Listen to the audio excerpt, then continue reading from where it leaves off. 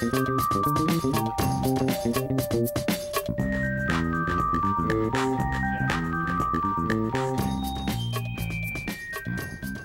evening and welcome to Filmnut. I am your host, Jeff Schubert. Glad you can join us. Well, when you make a film, there's a lot of planning that goes into the pre-production process to make sure you have everything ready to go. But even with that, making a film is a very fluid situation. You have to be open and adaptable to change. There's a lot of different personalities, a lot of moving parts and things that can affect the outcome that you can't plan for. Ergo, the need to be flexible. Well, with us tonight, we're going to talk to someone who is the queen of flexibility, who is the queen of those skills and characteristics and traits, because she has to be. Her name is Debbie Williams, and she is the stage manager for such shows as American Idol, So You Think You Can Dance, in the past, The Swan, the original American Gladiators, but also, every once in a while, you hear about a primetime TV show shooting a live episode. Well, guess what? Who do they call to help them out with that? Debbie Williams. She has done that for ER. She has done it for The West Wing, amongst many other shows. Also, The Weird Al Show. Being a Weird Al Yankovic fan, I had to mention that one. So I'm very excited to talk to her about all the different phases and stages of getting a production ready and how adaptable you have to be. And these are lessons that filmmakers, if you're watching, you can still learn from and apply to your filmmaking process. Brian Grimeau, my executive producer, would you agree with that? Yeah, I mean, before I started doing this whole live thing, I was doing a film production, and it's really important to get familiar with all the different pieces and be ready to react very quickly, because in the end, you have to go live when it's time to go live. So having that skill is really important no matter what kind of production you're doing. So I'm excited to have her here. Glad you're on board. So without further ado, let us meet Debbie Williams. Hello. Hey, Debbie. Thank you so much for joining us tonight. Thank you for having me. So, stage manager, let's break that down right from the get-go. What are your responsibilities? Kind of everything. When you stage manage a television show, the director is in a booth way far away, sometimes in a truck even further away, depending on the production. And so I'm on the floor. I'm the person on the floor. I'm the go-to. I kind of have to have knowledge of just about everything.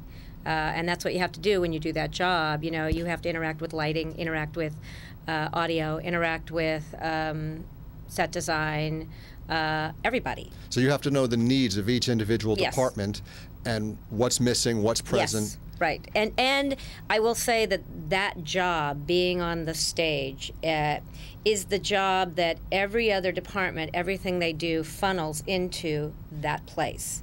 So if there's a weak link in any department, you know it, doing that job. You know, if it's in the script department or if it's whatever it is, you know it because it all has to come together in that moment to put that live show together. And so it's I had produced before I stage managed. I did a lot of things. I did research, I did things, and there was a show years ago called Casey Kasem's America's Top 10, which I produced. Top 10 or top 40? Top 10. Okay. It was on TV. Gotcha. And it was when videos were just beginning, and we showed the top videos every week, the top 10. And when we got to country videos, they didn't even exist then, so we had to go out and shoot them ourselves. But it was from there that I decided that I would go into stage managing because I was having a child and I didn't want to be in an office every day, basically was what it was.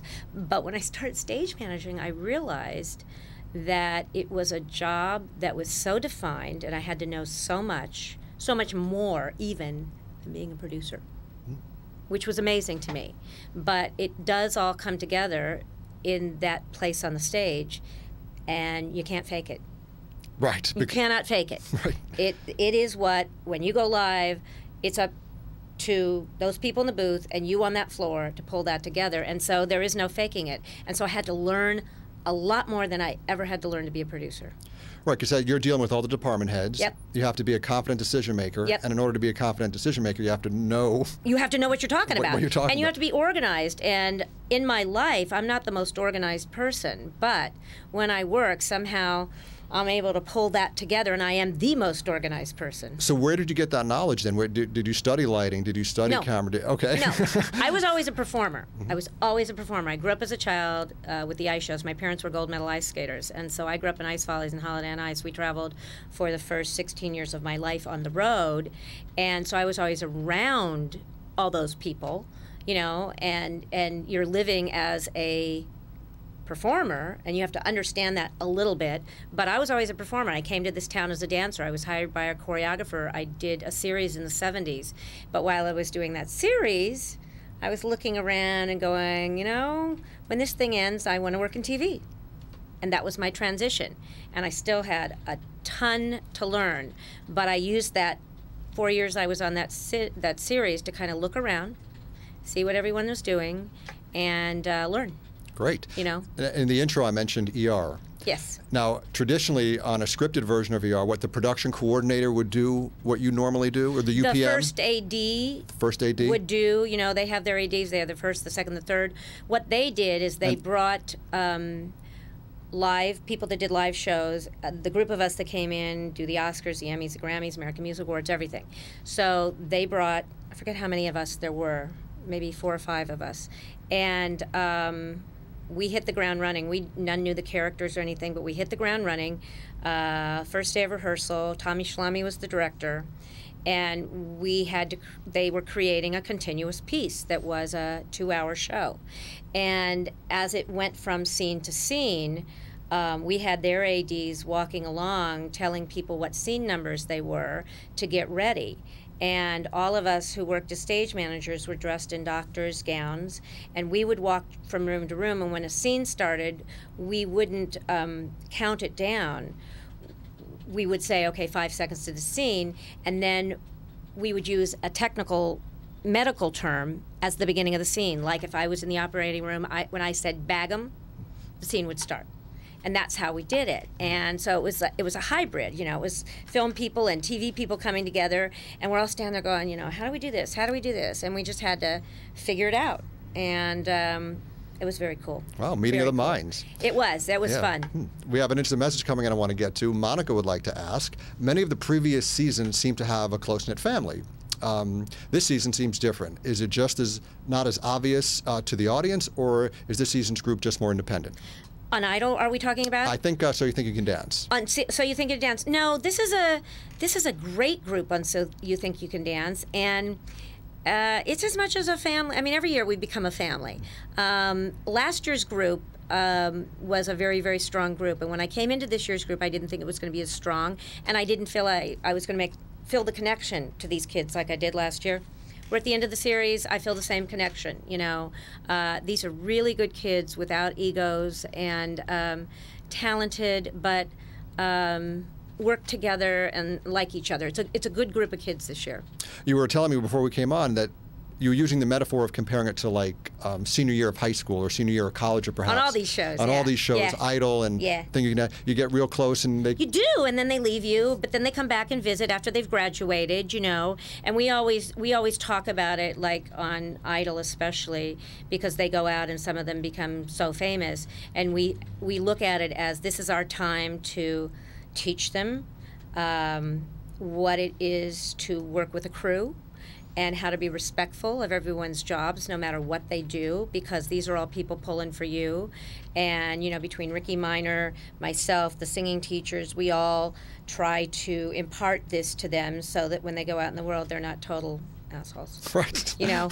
Well, I want to get to the flexibility and the things that happen on the fly in a moment, but again, you know, I get to meet and talk to the guests a little bit before we come live, and you hit on something that is just so important in life to filmmakers, to someone who might want to be an aspiring singer or dancer, whatever the case may be, is the importance of appreciating the moment and where you are. That's right. And how what you're doing at that moment may be as good as it gets. And just explain to me, to the audience, what you were explaining to me about how you try to impart that to all the people you deal with. Well, you know, it's like in any situation, you know, the schedule becomes rough. On Idol, on any of these shows, on Dance is even worse. And these kids get tired, and their schedule is rough. But when isn't our schedule? You know, I always say to people, if you can stay up late and work long hours, you're great for TV. And so they get pulled in a lot of directions, and towards the end, it's like, I can't take this anymore, you know. And you try to say to them, you know, this is a wonderful opportunity, and enjoy the moment. You may not ever have this moment again, depending on what your fame or depending on what you have. And while you're in this, get as much as you can out of it and have a blast, you know. And if you spend all your time complaining about what it is you're doing, you're not going to enjoy this. And you're going to look back and say, darn, you know, why didn't I enjoy that moment? Because it was great. I've been in those kinds of things, you know, where I was bitching and complaining about something when I was a dancer. And then you look back and you go, you know what? That was a really good time. And because I was young and because I didn't have the experience to know that that was really a good time, you know, maybe I didn't enjoy it as much as I could have. So when you say like complaining about what, the schedule or routines that they have to do? It's tiring, you know. I mean, they run these kids. There aren't breaks. What's a typical schedule? Well, I mean, you do on Idol, we come in on Monday, and by Monday, we are on the stage with the band, and we all come in and they rehearse with the band and they work out everything musically that has to be worked out. Songs get changed, whatever. Then we hit the ground running Tuesday morning. Now we're on camera. Now we're blocking on camera, doing the songs, but there's no time to tweak music anymore because we were supposed to do that on Monday. So we do all the music, then we get the kids through makeup and hair, then we do a dress rehearsal, which we shoot, and the dress rehearsal is where Ryan comes in and he learns the show. And so then we do the show at 5 o'clock. And sometimes we have a lot of problems and we're rehearsing up to 4 and they're trying to let the audience in. And then, if they make it through, they've picked their new songs already. They go right into rehearsals learning their new songs. They record the song for iTunes. They go do the Ford shoot. There is not a day that these kids, once in a while they get a day off, but they're run ragged. But guess what? In our business, that's kind of how it is if you're going to be famous. Well, I would think that singing or dancing boot camp is still a lot better than boot camp. I would think so. Although, you know, and so you think you could dance. I don't know. Boot camp might be a little easier. Might be a little easier, yeah. than what we put these kids through. Yeah, it is tough. I'm going to get to another IM, but then I'll ask you about that. Okay. Floggers 3S would like to ask, on American Idol, do you think the stress of maintaining the production schedule is just as much of a test as the actual performances? Good question. It always is. On any show, it always is. And especially a live show. And around there, the great thing, and what I think keeps Idol fresh, is that everybody knows that if something happens at the last minute, which it does quite a bit, everybody will spin on a dime. I mean, the first season, we came into the finale, which it's hard for me to explain it, but we finish a show on Wednesday. They tear down the set. They would move it to the Kodak. It's not up and running and lit until Sunday. We can't get on it till Monday. So on Monday, all we would rehearse is music, because there's a lot of music in that 2-hour show. Music. Then we come in on Tuesday, switch gears, and do the Tuesday show as a complete different show. There is no time to rehearse that show. And then finally, on the day of the show, which is Wednesday, we have about 5 hours, and we never get to the end of the show. So we go on the air, having not rehearsed a ton of it. And that's okay. We kind of know that now. We kind of know, I know what I have to get in so that we know what we're doing. And then there's other stuff where I look at Ryan and I go, okay, we only got to Act 6, so we can make up, we'll figure out the rest. So how can there only be like one of you? You know, are you looking I have many. Yeah. I have many. On Idol, I have 2 people that work with me. Okay. And one handles the backstage and with the kids, and the other one handles the cues upstage. And you're constantly in communication with them, going back and forth? going Yeah, we're always in communication, and we're talking. When I do the finale, there were about 7 or 8 of us. And that's traditionally on a big award show. I do MTV Awards. And I had 26 stage managers on MTV Awards last year.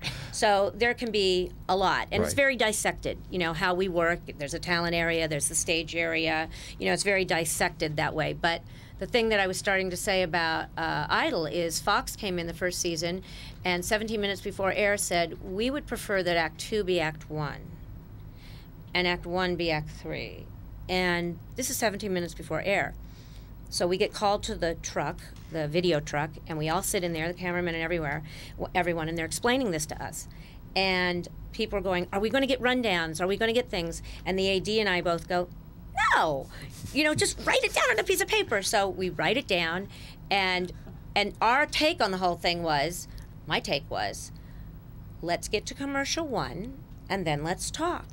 And so that's how we did the whole show. We'd get to the next commercial, and I'd have 12 guys walking around behind me, audio guys, everybody going, what are we doing? What are we doing? What are we doing?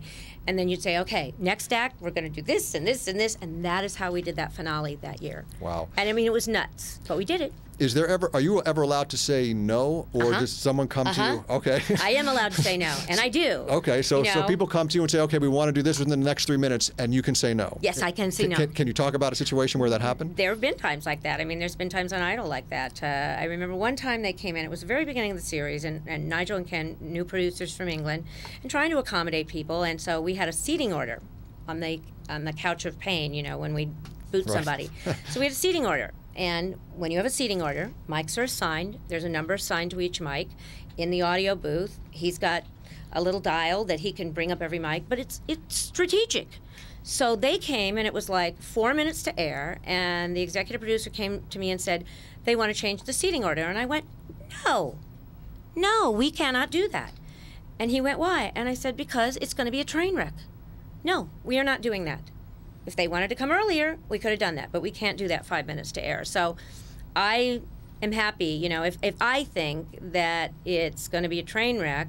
I've gotten in arguments, Nigel and I have gotten in arguments during shows when we had an incident like that this year during the show where they wanted to change what we were doing during the show. And I was like, no, we're not doing it. And it was a big argument backstage, and we ended up doing it. And then there was a train wreck on the air that wasn't fair to anyone, and that kind of stuff does happen. Can we talk about that train wreck, or leave it at that? I think everybody heard about that train wreck. Okay. I think it was very well publicized. And to tell the truth, what happened was we were doing a show that we had never fit into an hour, where we were doing 2 performances per idol. They felt that in the timing, if the judges judged every performance, it would take too long. So they decided the day before that they would only talk about in the second group of your solos. If you know you're doing 1, 2, 3, 4, 5. Once we get to the second solos, they would judge. That was how we rehearsed it all day long. That was what we were going to do.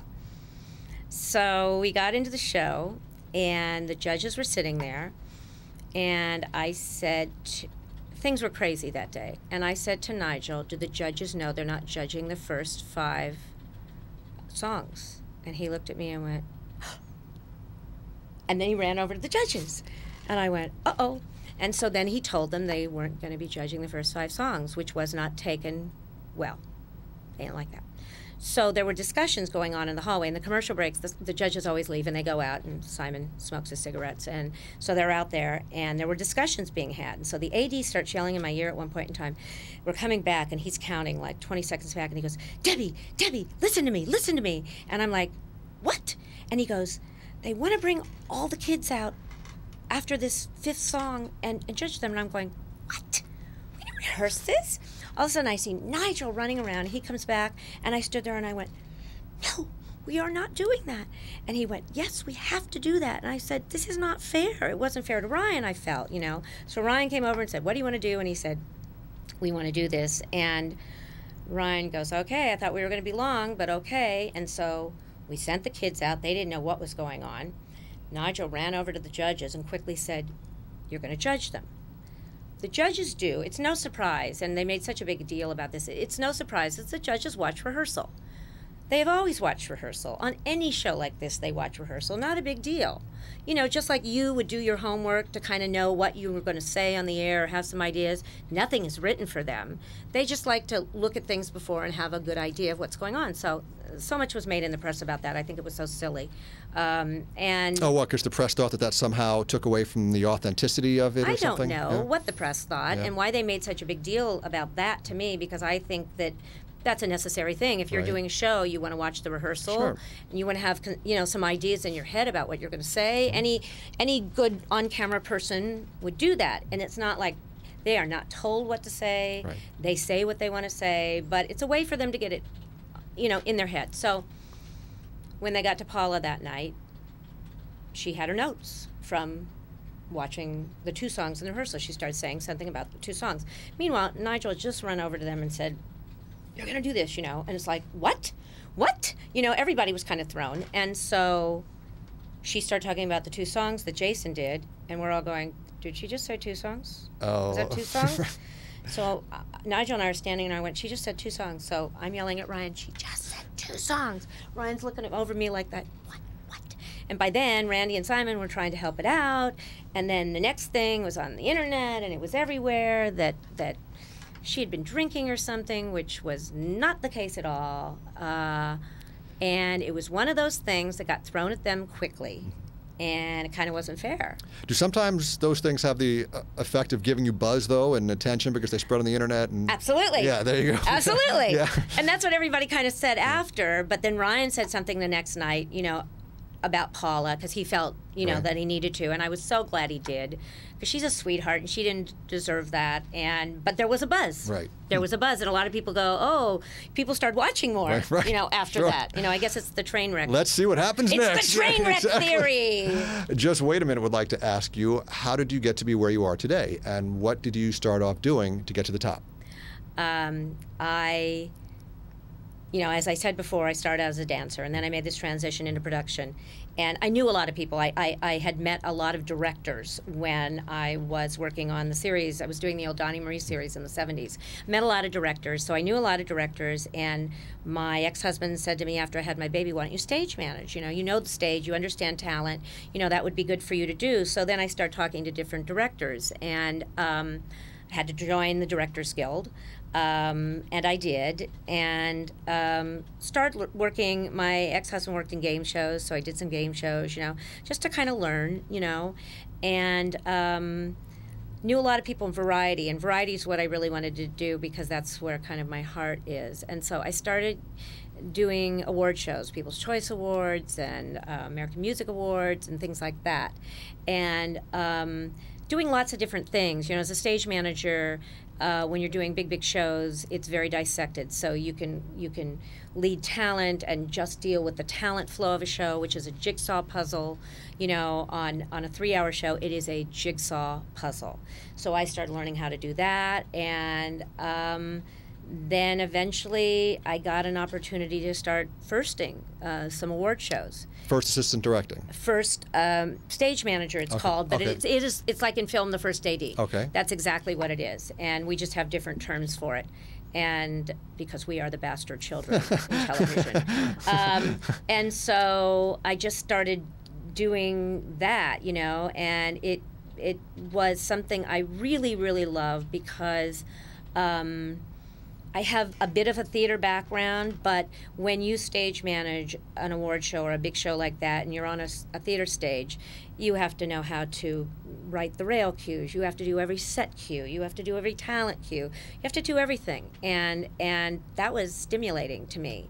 And women didn't do it, and I like that part too, because females didn't lead those kinds of shows, nor do they now. And I thought, cool. I like that. Well, that's wonderful. You were talking about Nigel, and you mentioned talent. What about working with other crew and your relationship with them? And that was scary to me in the beginning, because you get some of these big grips. I had this grip one time, and I was doing a show that I got thrown into, and it was in a theater, and it was a big show with a big producer in this town, and when I realized what I got myself into, there was a lot I didn't know, and there were rail cues, and I had to do everything. And I was like, please, I just want to get diphtheria. I want to get a disease. I was saying to my husband, I don't want to do this. I'm not going to know how to do this. And he said, you can do this. You just have to, just think of it in regular terms. And I went, I could kill somebody. I could bring a set piece in. I could kill somebody. I was terrified. And I had all these big old crew guys on this stage, and I did it. And the show was perfect. And this one big guy came up to me and he said, can I cuss on the net? Go for it. He said, you little shit. He said, you pulled it off. And I was like, thank you. And I think as a female, they looked at me like, what is this? She can't do this. That was a challenge to me. And so I felt as a female also, I had to be really, really good. I had to be kind of better, and I had to work harder to get accepted in doing lead on those shows. And it happens in film, I think, more. TV, it just doesn't happen that much. So that was kind of my goal. And so I did it. Generally speaking, though, then, what characteristics would you say are important for a filmmaker or someone wanting to get into stage management specifically to have, aside from, obviously there's the knowledge aspect The knowledge aspect. You have to be able to multitask, you know. That's why I think females are actually good at it. We multitask really well. You have to be organized. You have to be able to take things and bring them into a system, you know, an organizational time system. You also have to be creative. You have to have a creative brain. I'm first creative and technical second. And because you need to watch your monitors about what your director's doing and say, hey, wait a minute, I can make this shot better. Or, you know, I can help you with this. You know, sometimes if a director's struggling with something, you know, I'll go, what is it, you know, and then they say it, and then I'll go, wait a minute, all I have to do is this, and I can fix something, you know. And so you need to be their right arm, and you need to be visually sensitive. You know, I said organizationally, visually sensitive, blocking. I was a dancer, so blocking to me is like choreography, you know, and I kind of, in my job, I'm kind of a hybrid because I was a performer, so I kind of bring, especially on Idol, when I'm helping these kids be performers, you know, like we all do. Kenny and Nigel were both dancers as well, and I kind of bring all those tools into that one place, and Idol is it's the perfect place to do that. You know, it's the perfect place to have all this background and be able to give these kids what it is they need to go out there and perform. Wonderful. Well, I think I got a choreography question out of the corner of my eye, so let's get to that. Monica again would like to ask, what has been the hardest piece of choreography or notoriously challenging choreographer to work with in terms of set props, design, movement, etc.? Choreographers. So yeah, the hardest piece of choreography or choreographer, whichever one strikes you. Working with choreographers to me is second nature. And because of your background. Because of my background. And I absolutely love, love, love what they do. I worked with Paula Abdul one time when she choreographed the Oscars. And it was the first time she choreographed something that large. And she handled it. You know, she was very young. She handled it. But it was big. It was big. And so there's a lot of... when you block a big number, say for the Oscars or something, it's a beat, a beat, a beat, a beat, you know, stop, go back, next beat, stop, go back, you know, and there's so much of that. And so, you know, seeing where the camera is, now you see this entrance, oh no, but if we take it from this camera, we won't see them come on, you know. So I think some of those kinds of things, I can't pick out one, you know, but some of those kinds of things are so complicated, and everybody that does what I do on these big shows, we all have to deal with that, and then we take what we can do with the director, we help the choreographer achieve what they're wanting to achieve and make it look clean for the camera, you know. And I don't think there's been, you know, we've had to fly people on shows, you know, we've done all kinds of complicated. Is the beginning of these shows the most tricky for you because you have all the auditions, you're going from different cities and so Idol, forth? I don't do those. Okay. I don't have to do any of that on Idol. That's all of our young producers who travel the country and go out there and see the 6,000 people.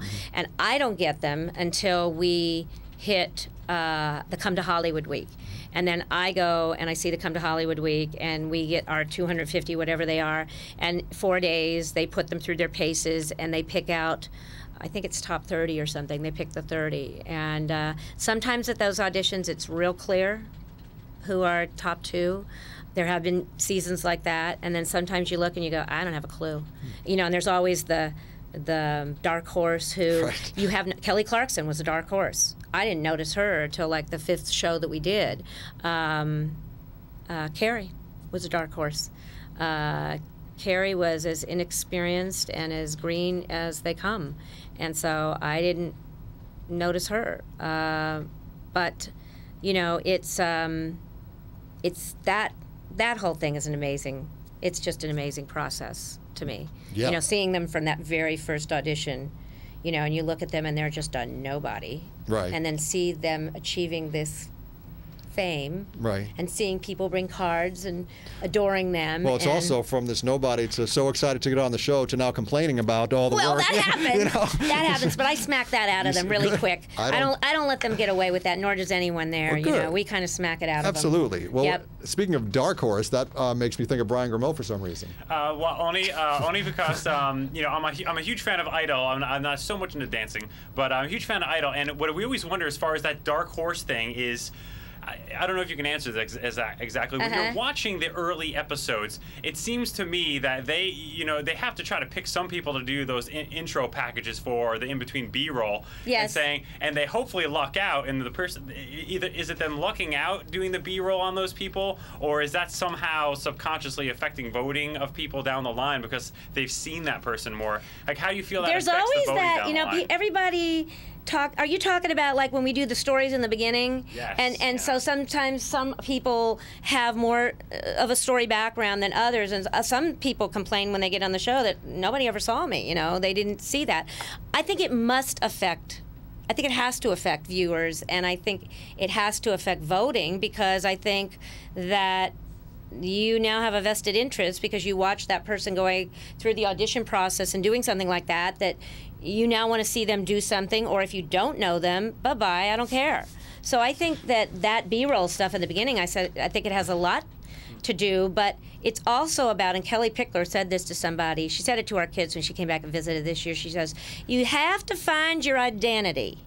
You have to have a gimmick. You have to have something that people can connect to. It's kind of true. Yeah, it's kind of true. Yes, in all different arts. Something that people can look at and go, oh, I remember that person. Mm-hmm. And when Kelly said that to them, and I went, you know what? She's right. Because sometimes it isn't about the absolute best. Mm-hmm. It's, you know, there's that popularity thing that comes in there too, but isn't that the way with any performer? Absolutely. And You know? I think if you find an identity from an honest place rather than something that you're trying to create, Right. you know, that's the winner. That's you know? right. We've got some real good IMs coming in. Gel Red CA would like to ask, who makes you laugh more when you're working with them? Ryan Seacrest or Jerry Lewis? Oh my God! This is a director that I work with. Oh, yeah? Well, Jerry thank you for Lewis, watching. of course. This is Greg. This is a friend of mine who sent this in. No, Jerry Lewis, of course. I've worked with Jerry for, how old's my son? 22 years on the telethon. Jerry always makes me laugh. There's something about him. What makes me laugh more is when we sit there and acts are on and he sits there and he makes comments about the acts. And he's very honest and very blunt.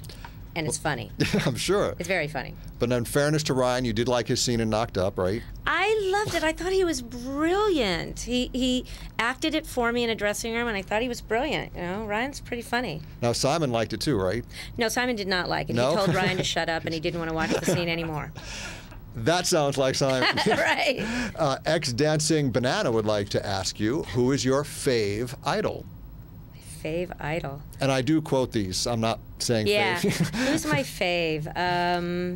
I don't know. I always pick people by their humor and I will say Michael Johns this year.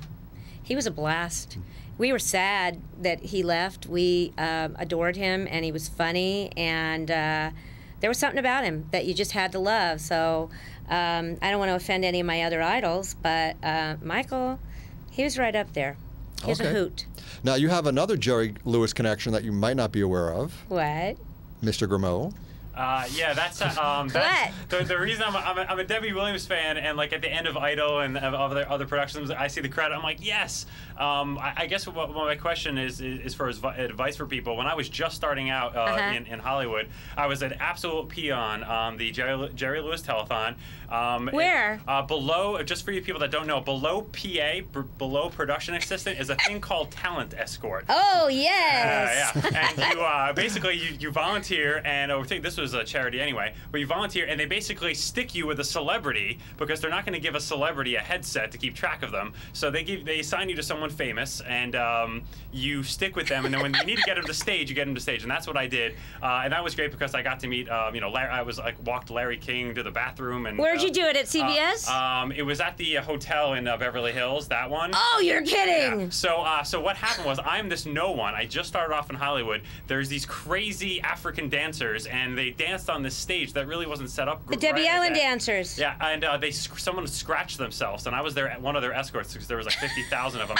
And can you go tell the stage manager that there's the floor is sticking up? And I'm like, no, I'm not going up there at all. So I did. I went up to you, and you were so sweet, and I thought you were gonna like bite my head off, but you were really awesome. And I told you, and I ran away, and but it was a good experience. Oh, that's so funny. Yeah, and that was a difficult year. We were at the Beverly Hilton. Yeah, that was a difficult year. I'm just scratching myself over the fact that I'm working for someone lower than a PA now. Yeah, right. He's your producer. What does that make me? No, that's a good thing. You have to start somewhere. You have to start somewhere. This guy's great. I love working with him. Now, you've mentioned Nigel a few times, so we can't not talk about the big news that was all over the internet today. Yes. Is there any perspective that you can give us on? Well, I don't know a whole lot about it. We were at dance the other day, and this was kind of all breaking. And, you know, Nigel, I believe, is starting a co-venture deal with Simon Fuller, who's the creator of Idol. And I think that, you know, Nigel's a very creative guy. And his baby is the dance show. So You Think You Could Dance was his total creation. And it has done so well, and it's in 17 countries now. 17 countries doing their own version of it. And he's going to travel around this year and go to Africa and go to a lot of places, I guess, to go help them out with these shows. But that's his baby. Dance is his love. Watch tomorrow's So You Think You Can Dance. You'll get a little treat. I'm not going to say what, but so he'll no longer be with Idol, though. Is that well, correct? That's what I'm hearing. I'll find out tomorrow when I see him. You know, but I think this is something they've been talking about doing. And then he said he would, you know, step away. He has a partner, Ken Warwick, who I'm sure then Kenny will, you know, take over those all the duties. And Kenny's wonderful. Kenny's an ex-dancer too, very talented man. And so, you know, we're going through a little change, but I don't think it will mean that we don't see Idol, you know, Nigel around Idol.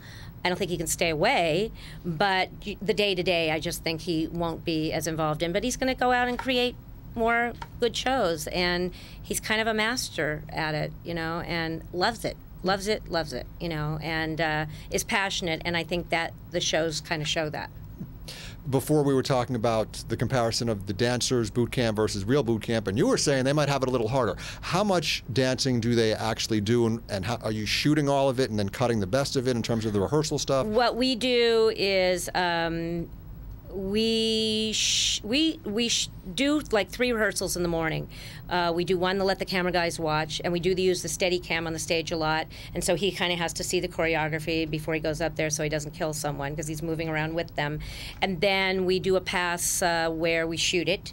Then we watch it so everybody can look at it and make notes, and then we do one other pass, and then we shoot it as a live show on Monday. And then they do ISO cameras and everything, so that Nigel seems to feel that with dance, you might miss, if you did dance as live, you might miss some of the nuances, and he likes to go up to editing and tweak it and do things because he understands dance so much. And so so I'm sorry, even the pre-recorded segments are shot live, and you edit from... We shoot it as a live show, but they ISO cameras, they isolate cameras so they have them in editing to go to, and so then they go up and they edit what we shoot on Monday, and that becomes the Wednesday show. But the Thursday show, we do live. And which is more challenging for you? It seems like an obvious question, but... I like the Thursday show, you know. The Thursday show, anytime you do a show live, first of all, you know what time you're getting out. That's right. That's the really good part about doing a live show. And it just has an energy, you know. But whenever we shoot, if we do a tape show, Nigel likes it to be as live as it can be, and we shoot it as a live show, and we try not to have too many stop downs because you lose your audience energy, and the audience energy in a show is equally as important to the vibe that you're putting on the screen. So we shoot it pretty much live, and then they go and they edit and make the dances look, you know, they do a line cut, but then they interject things that they may not have been able to get live. But the Thursday show we do live, and that's the best part. So how many ISO cameras do you have? You have a camera on every single judge, then a master on the judges, and then ones on the dancers? They have, I think judge-wise, they have 2 cameras. So they have one that has the wide shot, and then one's doing the close-ups and the pans. Maybe they have more back there. I don't know. I never looked overlooked. We have 11 cameras on dance, and we have the Steadicam, and I think they ISO about 6 of the cameras, you know, that they can pull other things from, or if they know to go to an audience shot for something, or but they try not to edit it too much. It's just he wants to make the dances perfect. I'm going to jump in here because I have two people asking me a technical question. When they're talking about ISO camera, they're all isolated feeds. Yes. So at the end of the day here at the stream, the only thing you get to watch is what I happen to hit when I'm hitting the buttons. But when you have a budget, they actually have the feed from every camera the whole time. So later, if they're not happy with the editing, they can reticulate the editing if That's they want right. to. Good explaining. I'm not good at that. Way to catch me staring at my feet for the little candid shot there. Your director friend, Greg, I believe, has Yes. another instant message. Oh, good. He wants to chime in and have you talk about how difficult the set was on ABC's 50th anniversary show. Oh, that's good, Greg. Thank you, Greg. Thank you, Greg. Thank you, Greg. We had a set that was designed by an art director by the name of Bob Keane, who has since passed away. And he passed away right after this show. And he decided that it was all going to be on computer. And for a theater show, you do that. They do a lot of computer moves with set pieces and everything because they have a long time to rehearse. We don't. So Greg was the associate director on this show, and I went in, and the art director explained to me what we were going to do. And we had these turntables, and they had different scenes, and 2 turntables, and everything was a computer numbered move. And I think I had something like 400 cues that were different computer cues. So normally the AD in the booth would be calling this stuff. But I had sat in the rehearsals with the set pieces day after day after day, so Greg and I finally decided, okay, I should call it, which is not normally what I do. And so in my script, I would write down, we're coming to standby, we're coming to cue 12. And then this computer would make this set piece come out, make it rotate. Now, meanwhile, it was an ABC show about all their shows. So we had casts of all these shows on these pieces. So if the computer moved wrong, the set would go the wrong direction. It was terrifying. It was terrifying. And we Do you never... ever popping pills on these sets? No, No? we just have a little wine A after little wine? the show. Okay. That helps sometimes. But With the anxiety in some of these well, situations. sometimes, you know, like my adrenaline used to pump a lot. It doesn't pump so much anymore because I don't get that excited. If something goes wrong, that's cool. Then you Right. get excited and your Right. adrenaline pumps. But on that show... Wait, did you just say if something goes wrong, that's cool? It is cool because anybody can do a perfect show. Right. Perfect shows are easy. You know, you kind of wait for. We had an incident that happened on Idol this year. Not to go away from the computer, No, that's okay. but the whole computer set thing. It was the trickiest thing that I have ever done in regard to a set. We pulled it off. It was great. It was complicated. We only ripped through one black curtain backstage when the big turntable came off, which was the size of the stage, ripped through. It was all great, and it was quite an education for me, being totally uncomputer. Right. I'm not a computer savvy person. I basically didn't understand what this, I didn't even use a computer at that time, what this art director was telling me, but I digested it, and day after day, I taught myself what this was about. And that was fun. It was cool. Cool question, Greg. Learning on demand. Yes. So now this cool Idol thing that went wrong that you were about to say. Oh, it was really silly. Greg was there. Is Greg an instigator? He's an instigator. Yeah. We had added instruments to what we were doing this year. So we were doing what I call the little show. In the beginning, we do that before we get to the top 10. We do the smaller show in the smaller set, and then we change sets.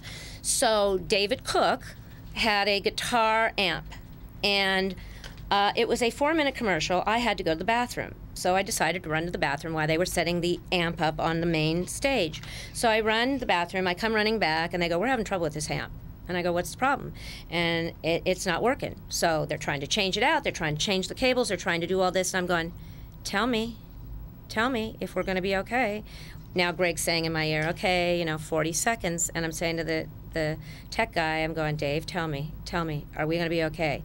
Finally, we're like down to the last 15 seconds. Greg's going, "Are we okay? Are we okay?" And finally the guy goes, "We're not okay." And so I start counting, because everybody in the house hears me, and I'm counting 10, 9, and I go, we're not. So I say to my other stage manager, we're not doing David Cook now. Tell Ryan to interview Michael John.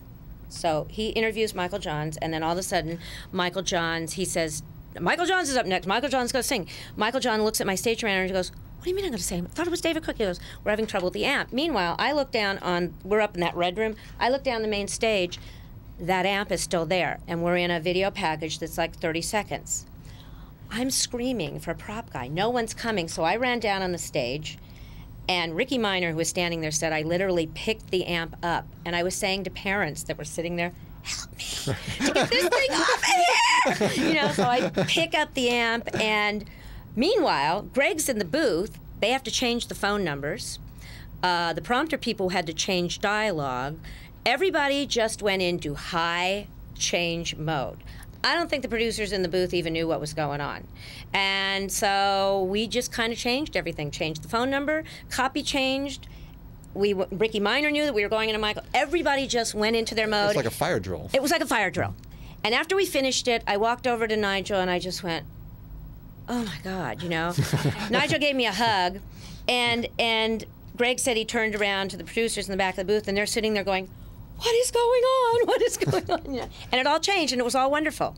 That's what we're paid to do, you know? Now, can you prepare for chaos or no? And what I mean by, yes. You always prepare. In other words, do you rehearse chaos ever? Like pretend things are going wrong in rehearsal? Oh, sometimes. To develop the skill of decision making? Sometimes if we have a non-experienced director, like on a pre-show, like on the Emmys or something, we had a director one year from New York, and he hadn't done, and the producer hadn't really done a pre-show. And so we said to them, you know, don't think it's always going to be the way you want it. This person's going to walk up, but then this person may want to stay, and they'll move on, and you've got to go to another interview. And so the stage manager, myself, Gary Natoli, we said, let's play with the director. So they'd say, okay, we're going down here to this person, and we'd say in the headset, no, we're not. No, we're not. They're not here. They left, you know. So we throw them curveballs, which is a good thing to do in a rehearsal, throw curveballs so that we all can get on that page if, in fact, that happens. And we talk a lot of what ifs. You always talk about the what ifs, and you always have a what if plan, you know, like if the prompter goes down. I had a prompter go down on a live show once, and Kobe Bryant was standing there, and the winner was written on the prompter. So I quick grabbed my script page, ran it out. You see my hand come in, handing the script page, but you just always, you think what if, and you have those what ifs in the back of your... I think it was Eli Roth tying it into filmmaking again, the director. He was saying that, no, as a director, it's not about executing a vision, it's about being able to put out fires. Truly. And that's a lot of what we do. You know, there's always a fire, and we're always putting it out. And I think that we're always prepared for that. I'm a person that likes to be in the middle of the eye of the hurricane. I like earthquakes. I like things like that. So when things like that happen, I'm like, yes! Finally, we have a show, you know? Well, at least the next time I'm in an earthquake, I'll know one person out there. That's right. I enjoy it. I like it. Let's see. Well, speaking of putting out fires, and maybe it's similar but different, some guy from Stickam would like to ask what happens when the power goes out or something like that on a big live show. Do you ever have a power outage or anything? Yeah, they always have a... earthquakes? They have a generator, and it has happened. You know, sometimes you'll hear, like right before a live show, you'll hear this zzz, zzz, and you'll see all the video monitors going. That's happened. It happened one time on the telethon. We were at the Aquarius Theater here in LA. We were in the very last hour when they bring up the big tote. That year they had a tote board that flew in. It was a flying piece. Greg's wife Julie was there. And so this flying piece would come in and reveal the number, how much, you know, they'd raised. And so all of a sudden I'm standing there with Jerry, and I'm looking at all the video monitors, and everything's going zzz, zzz, like this, and I go, something's going on. And then we saw lights going, and everything kind of went out. And it wasn't dark, there was light, but then we couldn't do the tote, and I had to go to the MDBA people and then take Jerry a little piece of paper that said how much, because that thing, I would say, it's not coming in, and they'd say, yes, it did. I'd go, I'm watching it. It's not coming in, and it's dark. Nothing's working on it, you know? And so we had that happen, and we found out there was a fire in the generator truck, and everything just went out. And then one show I was doing one time for George Schlatter at the Comedy Store, right before we started the show, everything blew, and they didn't have a backup generator. and we couldn't do the show. The entire place was in the dark. We had candles. So we did a little bit about the candles, and they included that in the show. But it happens. Stuff happens. Stuff does happen. Yeah. Well, here's someone who I think might be familiar with your work. Blog Jen would like to say or comment, didn't you help Brad Pitt with a mic once? Yes, I did. That was we did Idol Gives Back this year, and Brad had walked out. He'd been backstage for a while, and he'd walked out, and he started to talk. Big wall flies. He walks down, started to talk. Nothing. Something was wrong with the mic. So I went out. You have to stop the show, and we were taping a portion of it. Some of it was live, but we were taping a portion of it Sunday. Brad was in that portion. So I walked out there, and I looked on his lapel, and I said, "Where's your mic?" And he went, "Oh, I think it's in my pocket." So he'd been talking on the phone, and obviously he didn't want somebody to hear it, so he put it in his pocket. And I went, "Oh, that was dumb." Okay, so he gets it out, and he had taken it apart, and I couldn't get it together. And I'm standing there, and I feel like all these people at the Kodak looking at me. So then I said, I just came out here to touch him, and then it got the big laugh, and then Nigel decided to leave in the show. So yes, that was, and forevermore, when I do shows now, people say in audiences, they say to me, "Aren't you the Brad Pitt girl?" I said, "I've worked all these years, and now I'm just the Brad." That's not so bad. Not right. so If you're bad going to be being known the Brad for one Pitt girl. person's girl, right? That's okay, but I'm the Brad Pitt girl now. You're not the talent coordinator's girl. You're Brad Pitt's girl. I'm the Brad Pitt girl. Not so that there's anything wrong with the talent coordinator position. Nothing wrong. And then when I watched it back on TV, I kind of felt bad because I felt like I made Brad a prop. Because I got this big laugh, and then I responded by giving a look to the camera, and then Brad was blushing, and I felt really guilty. I thought, I just used Brad Pitt as my prop to get a laugh. And I did. And then Nigel put it on TV, and then it was everywhere, and so now I'm the Brad Pitt girl. That's funny. Well, Brad Pitt girl, Monica would like to ask another question.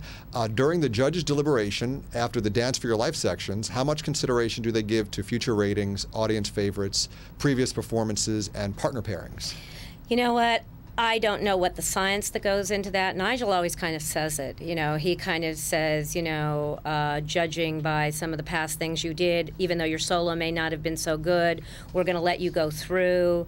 They put a lot of thought into it, and I know it causes them a lot of angst. It's been really hard this year to let go of anybody because these kids have been so good. And so, I think they kind of factor in all of those things, and each one of the judges has their favorites because they've been out on the auditions and they've been picking some of these kids. But Nigel will sometimes say, "We're not in agreement on this," and there's a lot of things that play into that. But, I think that, past performances has a very big thing to do with it. Will going home, how silly was that? But then there's that factor of people thinking that person's so good that they don't need their votes.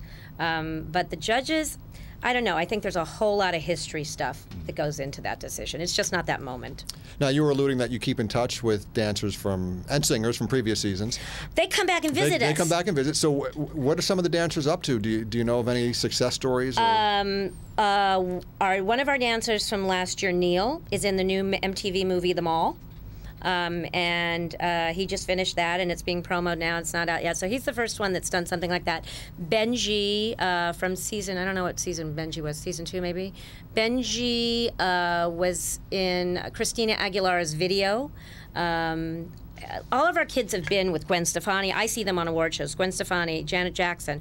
All these kids go out and start working with these big people. But when you're a dancer, you're an ensemble player. Neil's the first one that's gotten, done anything like that, I think. They're also so talented. They all should be doing, there's so many things they should be doing. But they all come back and visit. The Idol kids come back and visit, and we're like a little family to them. It's cool.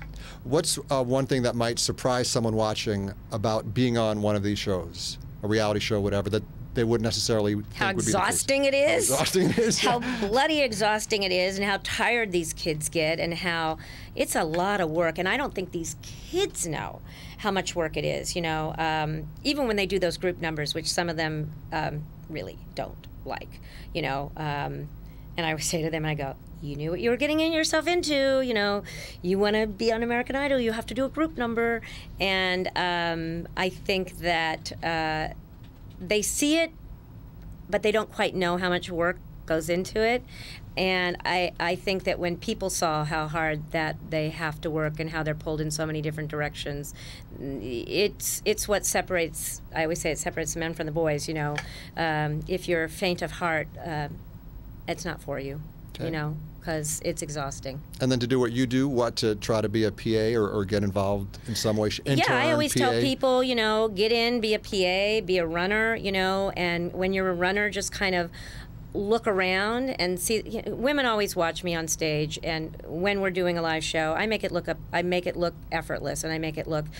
There's a lot of work that goes into it. I always say, be careful what you wish for. But young girls always see me and go, I want to do that, you know. But you know, you tell people, you know, get a production experience, get in there, be a runner.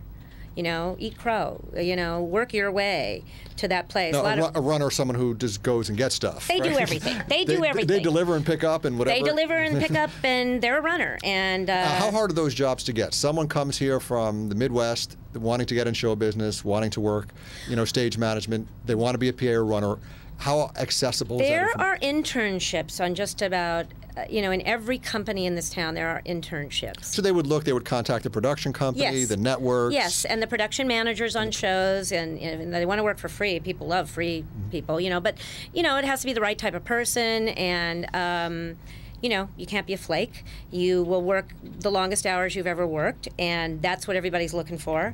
You know, when you come in to be a PA or you come in to be a runner, they want to know that you're there till midnight doing the script pages, or 2 o'clock in the morning or 3 o'clock in the morning, and you're not going to complain, because it's tough. And if you cut that mustard, you then can continue on and get another job. But, you know, it's kind of those kinds of jobs, it's like if you're willing to do that, then eventually, you know, you'll move up the ladder. But it's a process, and you just have to want to do it, and you know, there's a lot of networking that goes on out here, and it's a lot of people knowing people who get young people jobs and everything. But we have plenty of people on Dance and Idol who they've met on the road when they've been out on their auditions and thought that that kid who worked as a runner for them was so terrific. They say, come to LA and work for us. That happens a lot on these two shows. So we get kids from different part of the country coming out here working as runners.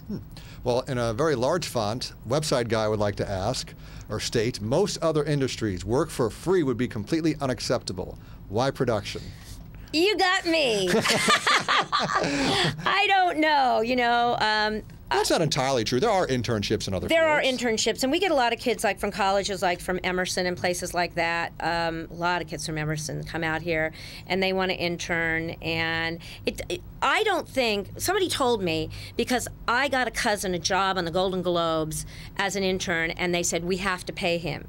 So even if they come in as an intern, I think they have to make some kind of basic money. I'm not in charge of that, so I don't know. But I think they do have to pay them some basic money. So I don't think they completely work for free. Well, the big finale, the live So You Think You Can Dance finals tomorrow. Mm-hmm. You alluded to the fact that Nigel's going to do something special that the viewers aren't going to want to miss. There's a lot of special things happening. Anything else you can kind of give us clues about? There's some special guest stars that my daughter sitting over there is very happy about. And they're just some... It is going to be... We've shot some pieces for it, but most of it's live. Tomorrow's show is going to be a really good show. People will love it. And we have some of the former kids that have been there past 4 seasons have come back to visit us. So it's going to be a great show. Well, Debbie, I want to thank you for helping make this over?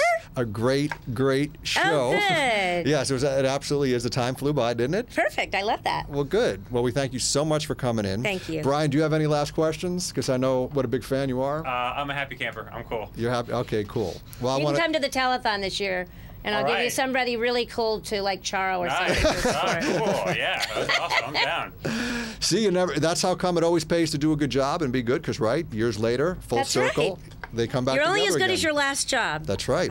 Very true. Good parting words to go out with. Well, I thank you all for tuning in. Hope everyone enjoyed So You Think You Can Dance tonight. If you're watching this in the archives, thank you. And tomorrow night, we're all going to enjoy that final. Thanks for tuning in, and we'll see you next week. Cool. That was fast.